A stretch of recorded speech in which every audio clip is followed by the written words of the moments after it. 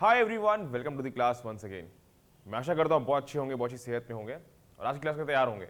Already हम लोगों ने चैप्टर पढ़ लिया इलेक्ट्रोमैग्नेटिक इंडक्शन का। बहुत इंटरेस्टिंग चैप्टर है, सिंपल चैप्टर है। और नीट एग्जामिनेशन में क्वेश्चन जो आते हैं वो आते हैं मल्टीपल चॉइस, जिसमें वन ऑप्शन करेक्ट होता है। ठीक है, हम जानते हैं +4 और each correct answer, -1 for incorrect response. Electromagnetic induction के सिंपल कॉन्सेप्ट पे क्वेश्चन आते हैं नीट एग्जामिनेशन में, तो मेरे ख्याल से ईएमआई का कोई भी सवाल आता है नीट में तो वो कर लोगे। एक्सरसाइज ये है, ये हेल्प करेगा आपको नीट एग्जामिनेशन को समझने के लिए और कैसे सवाल आते हैं। इस एक्सरसाइज के बाद एक रिक्वेस्ट मेरा ये रहेगा, एडवाइस ये रहेगा कि आफ्टर द एक्सरसाइज खुद से प्रैक्टिस करो। ठीक है ना, जितना ज़्यादा प्रैक्टिस करोगे उतना ही ज़्यादा हेल्पफुल रहेगा। Let's go with the first question. पहला सवाल ये है कि the north pole of a long horizontal bar magnet is being brought closer to vertical conducting plane along the perpendicular direction. The induced current in the conducting plane is clockwise, horizontal, anti-clockwise, vertical. है यहाँ पे हमारे पास एक loop है, मैं उसको circular ले लो चाहे वो स्क्वायर ले लो, जैसा भी ले लो, एक लूप है। एक अगर हम मैग्नेट यहाँ से लेके आए नॉर्थ पोल, साउथ पोल, इसको लेके आ रहे हैं करीब, तो होगा क्या? फ्लक्स लाइंस जो है कट करेंगे, फ्लक्स लाइंस ऐसे निकलेंगे। तो अब करंट कुछ ऐसा इंड्यूस होगा कि हमारे पास, क्योंकि फ्लक्स बढ़ रहा है, अगर हम नॉर्थ की मैग्नेट ला रहे हैं, फ्लक्स बढ़ रहा है, तो इसके करंट के कारण जो मैग्नेटिक फील्ड लाइंस बने उसको बढ़ने से रोके। तो फील्ड लाइंस जो इसके कारण बनने चाहिए वो कुछ इस तरह बनने चाहिए। ये ब्लू मैंने दिखाया है, ये है current due to induce current, जो कारण जिस कारण से मैग्नेटिक फील्ड बनेगा वो इधर की तरफ होना चाहिए। अब वो कैसे होगा? यानी कि यहाँ पे साउथ पोल, यहाँ पे नॉर्थ पोल होना चाहिए, तभी दोनों जो रिपेल करेंगे। तो ऐसा तभी होगा जब हमारे पास करंट ऐसे फ्लो हो, देखो ऐसे फ्लो हो, क्योंकि तब जाके हम जानते हैं मैग्नेट के अंदर field lines move from south pole to north pole. ये एक मैग्नेट की तरह मान सकते हो, south pole to north pole. तो करंट कैसा फ्लो होगा? ऐसा, यानी कि ये एंटी क्लॉकवाइज है। तो करंट जो फ्लो होगा वो होगा एंटी क्लॉकवाइज, घड़ी की विपरीत दिशा में करंट फ्लो होगा। तो anti clockwise, option number B is the right answer in this case. Conceptual question. Next,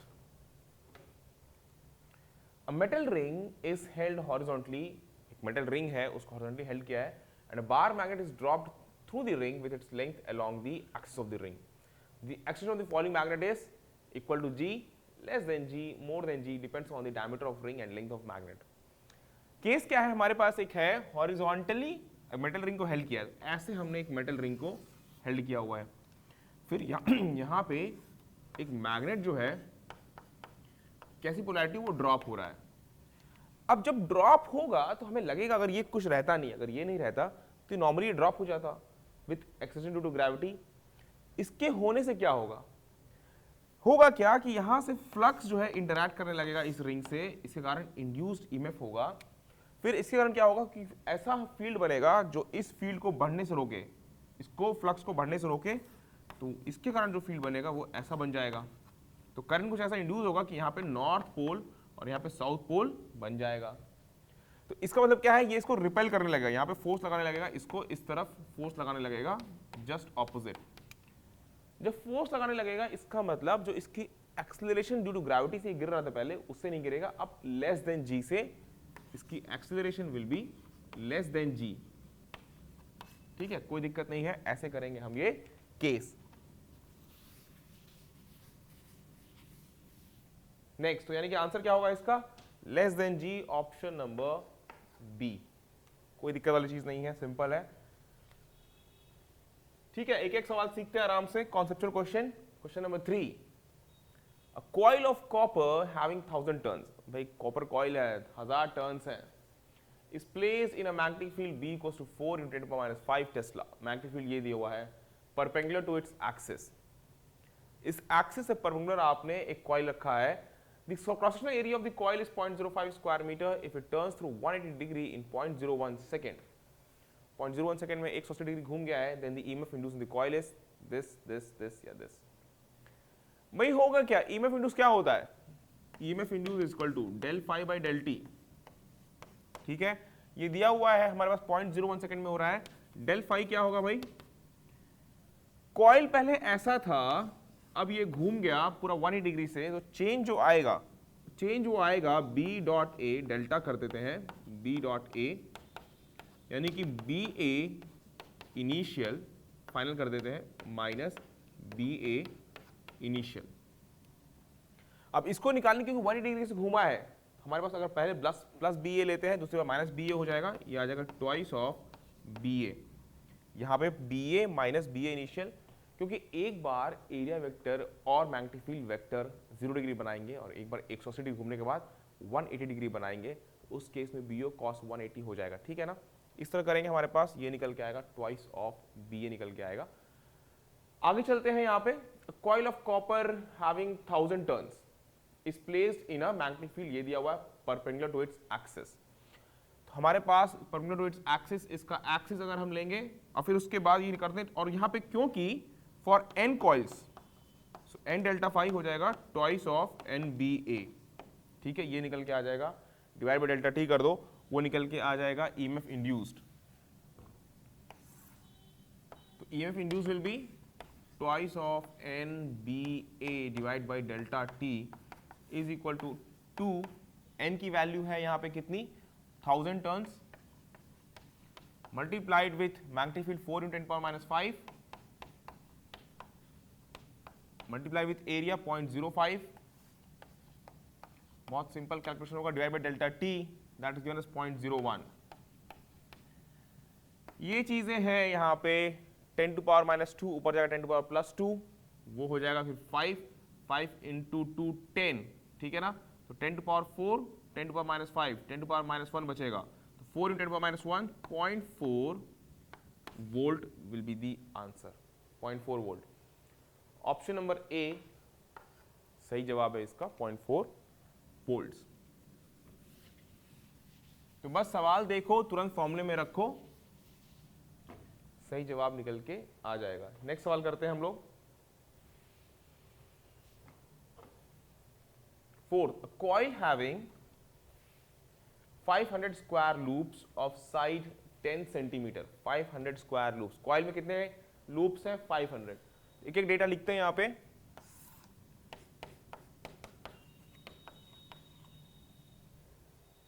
of side 10 centimetre, side 10 centimetre square loop का, यहां से एरिया निकल जाएगा। तो अगर मैं एच लेंथ बना लूं 10 सेंटीमीटर, ये दिया हुआ है, ठीक है।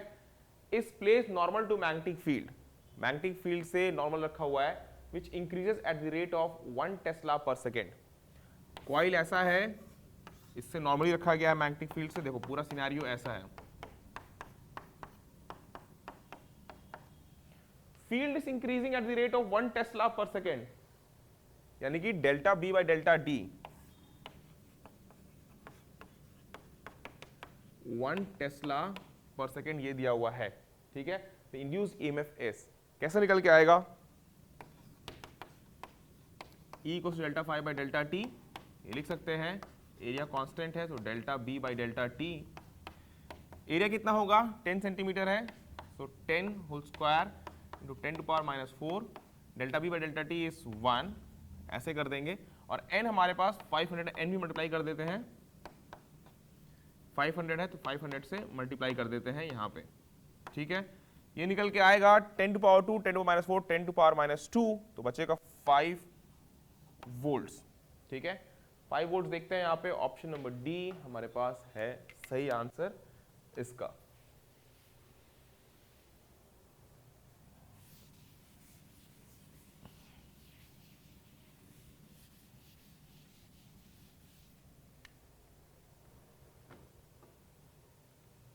Fifth one, a circular ring of diameter 20 centimeter. Circular ring of diameter 20 centimeter has a resistance of 0.01 ohm. Circular ring of diameter 20 centimeter, यानी कि अगर मैं diameter मार्क करूं, has a resistance of 0.01 ohm. The charge that will flow through the ring, if it is turned from position perpendicular to a uniform magnetic field of 2 Tesla to position parallel to the field is about. Charge कितना flow होगा, देखो अगर हमारे पास कैसा है, ये circular ring है, circular ring ऐसा रखा हुआ है, ठीक है। अब ये कितना टर्न हो रहा है, has a resistance of ohm the charge that will flow through the ring if it is turned from position perpendicular to uniform magnetic field. पहले कैसा है, perpendicular to uniform magnetic field, यानी कि अभी कैसा है, मैग्नेटिक फील्ड अगर ऐसे है तो ये ऐसे रखा हुआ है, perpendicular to uniform magnetic field to parallel to field, यानी कि फाइनल कॉन्फ़िगरेशन कैसी हो गई, फाइनली ये कुछ ऐसे हो जाएगा आफ्टर टर्निंग, ऐसे हो जाएगा, प्लेन पैरेलल हो जाएगा। तो फ्लक्स कितना बदलेगा भाई, इस टर्न के दौरान फ्लक्स कितना बदला, चार्ज दैट विल फ्लो, भाई चार्ज कितना होगा, charge that will flow delta q, हम जानते हैं delta q by delta T is equal to I, और आई क्या होगा v बाई आर, और v क्या होगा delta phi by delta t by R, ये delta q by delta t. तो यहां से डेल्टा टी कैंसिल आउट हो गया, डेल्टा क्यू जो चार्ज फ्लो होगा वो होगा डेल्टा फाइव बाई आर, बस ये यूज करना है। चेंज इन फ्लक्स, यहां पे दिया हुआ है सिर्फ एक, हमारे पास एक ही टर्न है, सो 1 इनटू चेंज इन फ्लक्स, पहले फ्लक्स मैक्सिमम इंड्यूस था वो था बी ए, और उसके बाद फ्लक्स जो इंड्यूस हुआ वो है 0, सो केवल बी ए यूज करेंगे, divide by R, magnetic field है यहाँ पे, इसकी वैल्यू दी हुई है मैग्नेटिक फील्ड की 2 टेस्ला, एरिया जो निकालेंगे डायमीटर से 10 सेंटीमीटर रेडियस हो जाएगा, तो pi r square that is 10 square into 10 to power minus 4 divided by resistance जिसकी वैल्यू दी हुई है 0.01 ओम। ठीक है, तो ये करेंगे अगर सॉल्व तो 3.14 इंटू 2 6.28, 10 टू पावर माइनस 2 ऊपर गया 10 टू पावर प्लस 2, सो बस इतना ही बचेगा 6.28 हमारे पास बचेगा, 10 to power plus 2 10 to power plus 2, तो ये हो जाएगा 10 स्क्वायर 10 टू पावर माइनस 4, तो ये बचेगा 6.28 कूलॉम, 6.28 कूलॉम 6.3 कूलॉम के आसपास मान सकते हैं। ऑप्शन नंबर सी होगा हमारे पास right answer for this.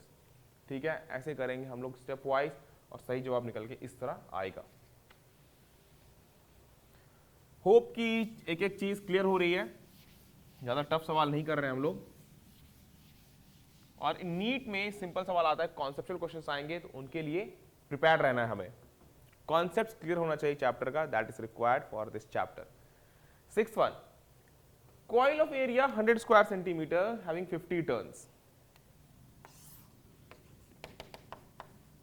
100 square centimeter having 50 turns is perpendicular to a magnetic field of intensity 0.02 Weber per square meter, perpendicular to magnetic field of intensity 0.02 Weber per square meter, यानी कि Tesla में दिया हुआ है unit. The resistance of the coil is 2 ohm, भाई resistance कितना है उसका 2 ohm, if it is removed in 1 second,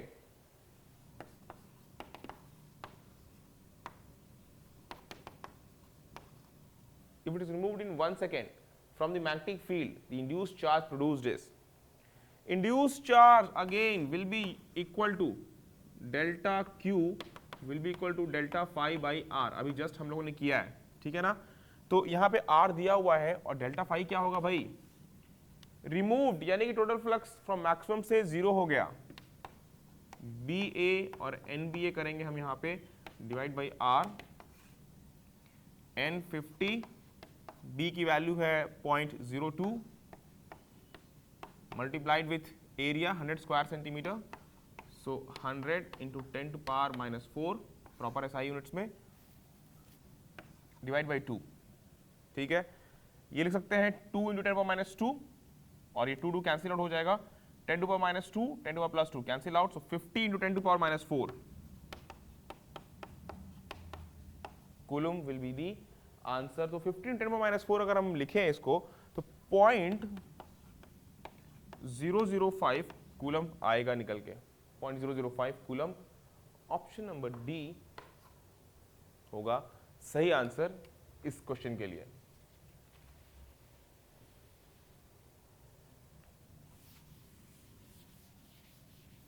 भाई अगर कोई जेई आईटी की तैयारी कर रहा है वो ये एक्सरसाइज देख सकता है कि बेसिक कॉन्सेप्चुअल क्वेश्चन कैसे हो सकते हैं, ठीक है ना। बाकी जेई एडवांस के क्वेश्चन भी हम यहाँ प्रैक्टिस में करते हैं। 7th, an EMF of 5 volt is produced in a coil when current changes at a steady rate from 3 ampere to 2 ampere. EMF produce हुआ है 5 वोल्ट का जब करंट बदला हम लोगों ने 3 एम्पियर से 2 ampere in 1 millisecond. The value of self inductances, भाई सेल्फ इंडक्टेंस क्या होता है, E equals to L d I by d t. मैं सिर्फ मैग्नीट्यूड की बात कर रहा हूं यहाँ पे, ठीक है। तो L क्या हो जाएगा यहाँ पे, E divide by D I by d T.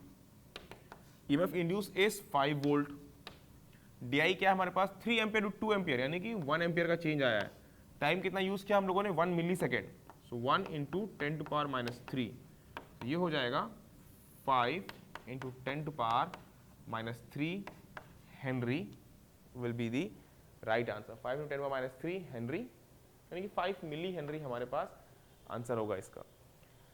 जो फॉर्मूला हम लोग सीखा है जस्ट वही फॉर्मूला हम लोग अप्लाई कर रहे हैं। थियोरेटिकल लेक्चर्स अगर देखे होगे सारे तो कोई दिक्कत नहीं होगा ये चैप्टर समझने में, सीखने में।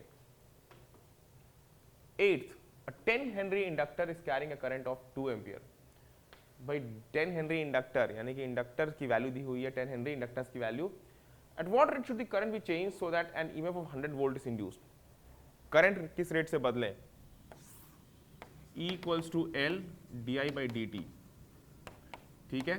तो d I by d t हमें निकालना है, is equal to E by L. E हमें जो इंड्यूस हुआ है वो है 100 वोल्ट और सेल्फ इंडक्टेंस दिया हुआ है वो है 10 हेनरी और पूछ रहा है एट व्हाट रेट, हाँ ये दिया हुआ है 10 हेनरी। सवाल दिया हुआ है 10 henry inductor carrying a current of 2 ampere, at what rate should the current be change so that an EMF of 100 volt is induced. So अगर यहां पे कर लें E बाई एल, तो ये आ जाएगा 10, हमारे पास 10 एम्पियर पर सेकेंड आ जाएगा रिस्पॉन्स इसका। 10 एम्पियर पर सेकेंड, यानी कि ऑप्शन नंबर बी होगा हमारे पास सही आंसर इस क्वेश्चन का। होप कि चीजें समझ में आ रही हैं, क्लियर हो रही हैं, ज्यादा टफ नहीं है ये सब चीजें जो सीख रहे हैं हम लोग।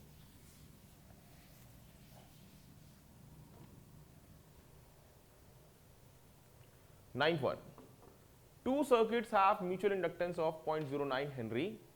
Average EMF induced in the secondary by a change of current from 0 to 20 ampere in 0.0 second in primary will be. अब यहाँ पे बात है म्यूचुअल इंडक्टेंस का, लेकिन म्यूचुअल इंडक्टेंस का भी केस कुछ ज़्यादा टफ नहीं है। हमारे पास जो इंड्यूस ईएमएफ होता है सेकेंड में वो होता है m D I one by d t, ठीक है। और म्यूचुअल इंडक्टेंस हमें निकालना है यहाँ पे, एवरेज ईएमएफ इंड्यूस निकालना है सेकेंडरी, और ये म्यूचुअल इंडक्टेंस दिया 0.09 हेनरी, 0.09 और D I one by d T क्या करेंगे हम लोग 0.20 एम्पियर, तो ये 20 कर देते हैं। टाइम दिया हुआ है 0.006, ये सॉल्व करना है हम लोगों को। तो इसको लिखते हैं 9 इंटू 10 टू पावर माइनस 2, इसको लिख सकते हैं 6 into 10 to power minus 3 into 20, ऐसे कर सकते हैं। सो 9/6 को करें तो ये आ जाएगा 9/6, ये जाएगा 2 से क्या ये 10 टाइम्स, 2 से क्या ये 3 टाइम्स, 9/3 3, तो बचेगा 3 और into 10 to power minus 2 into 10 to power minus 1, ये ऊपर जाएगा 10 टू पावर प्लस 3, 3 माइनस 1 यानी कि 2, यानी कि 300 volt will be induced. Option number D will be the right answer for this.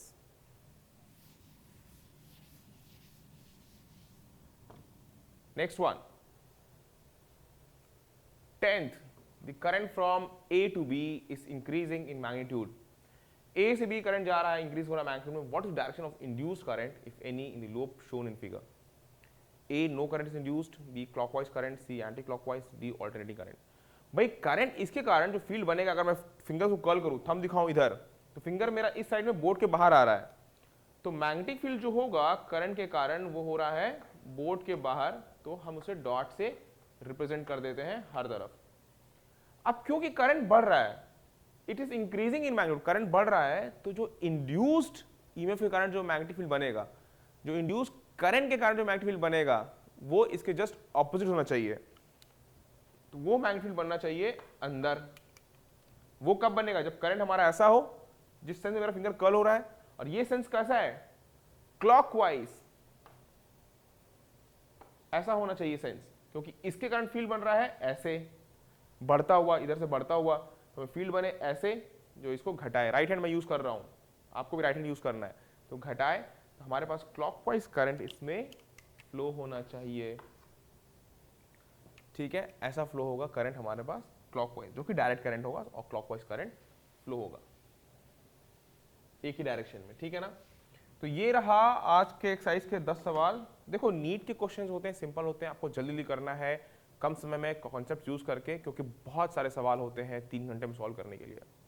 180 questions in 3 hours, that counts to 1 minute for each question.